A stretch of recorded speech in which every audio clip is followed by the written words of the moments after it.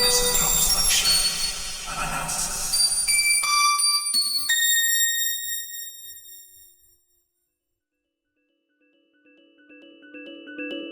𝐒𝐤𝐤𝐤 in the Mystic Forest, Act 2B, The Forest and the Father, Part 39, The Legend for a Man and a Town.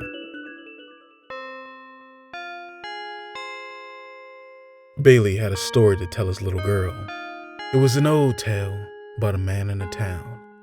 It began with that town accepting this man, this foreigner, and allowing him to stay and live amongst their ilk.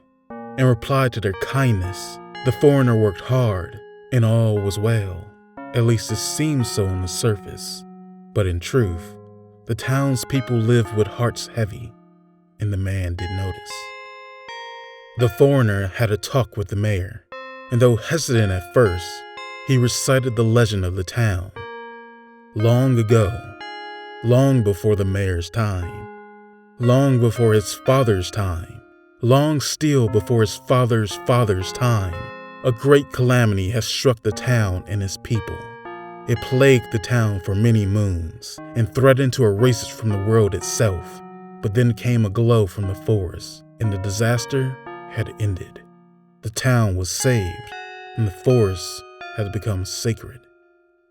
The mayor could see the look of confusion upon the foreigner's face.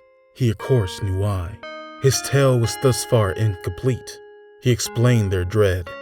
There was a prophecy. The calamity would return and finish its deed. The town would be lost, never to appear again. He explained their sorrow. There was a way to prevent the calamity, a hallowed tome, a text of all. The Book of Words, it was called, could save them all. However, the mayor continued, that the book stayed within the forest's keep, entrance of which was deemed forbidden, as anyone who enters and leaves with the calamity's curse, and curses all where he goes. The dilemma was thus, the town could either wait for their end, or bring it upon themselves. This, it seemed, was their fate. It was a true tragedy indeed, but this man, this foreigner, had a grand little secret. He was born of the forest, made literally from its hallowed grounds, and it seemed to him that he was not cursed. Where he walked, nothing was blessed or doomed. So this man who was taken in and clothed, given shelter and work, praised and loved by this town and its people, sought to save it.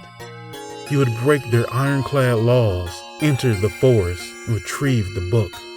Only when he did, it was not salvation that he brought, but a terrible plague that ripped through the land. Many became lost. And though this man would rid his home of the curse, he had to go, forever banished. This was Bailey's story. This was what he had done.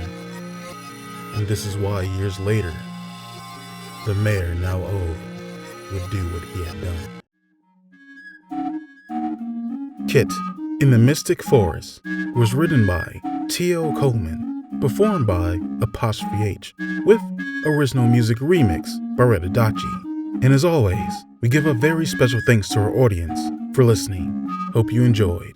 Next time, Part 40, Bailey's Lament.